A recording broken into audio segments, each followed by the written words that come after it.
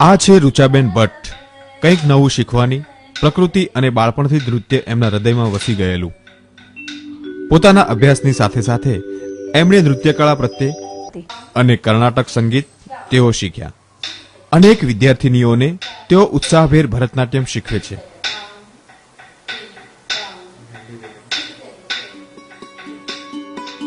આ સંસ્થા દ્વારા તેઓ નૃત્યના અનેક કાર્યક્રમો યોજે છે. લોકોએ પણ તેમની કળાને વધાવી લીધી છે.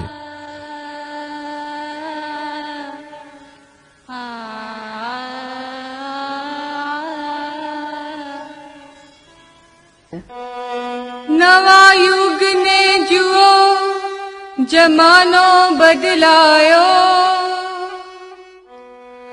જુઓ જમાનો બદલાયો.